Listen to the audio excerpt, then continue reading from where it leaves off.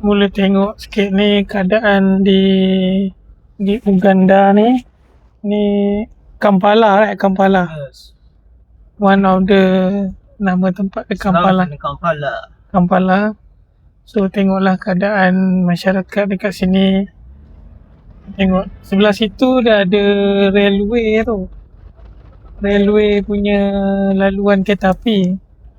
So along the way tu nampak ramai-ramai along the way tu. Brother, don't over put the phone out. Oh. Takut okay. Okay. So jangan letak handphone dekat luar kereta kan, kena copet.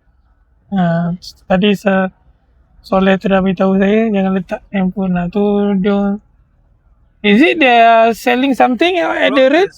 Market. Local market. Market at the railway side. Railway station.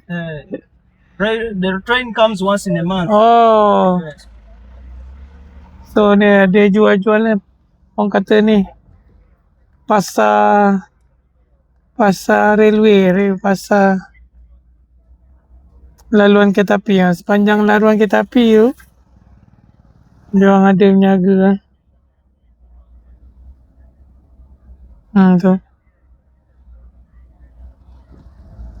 Kambing-kambing pun sepa ni. Tak ada tuan ke apa ni? So saya buat sikit lah video berkenaan dengan sedikit masyarakat dekat Uganda ni. So kita lihat lah macam mana. Kita bersyukur lah. Kita bersyukur kat tempat kita makan lebih-lebih kan. Ni jalan ni jam sikit, jalan kampung ni.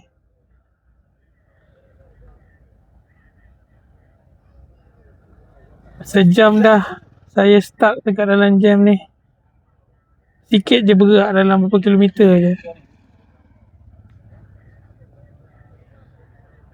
So boleh tengoklah masyarakat diorang ni berniaga di tepi-tepi laluan kaki landasan kereta api. Dia fahamkan kereta api, government kereta api lalu sebulan sekali je. Dan dia buat berniaga dekat sini.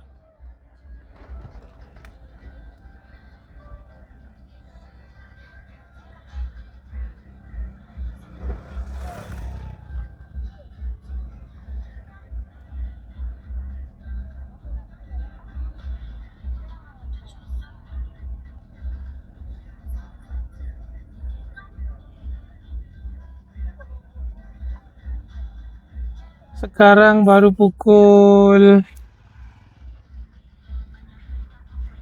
di Uganda pukul 5.16 petang. Waktu di Malaysia pukul 10.16 malam. So di Uganda ni masa dia 15 di belakang Malaysia lah.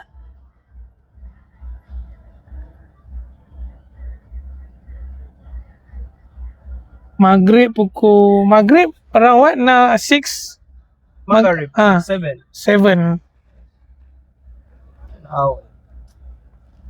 Ni milioni kwa nini tia? Najua ina buzibu.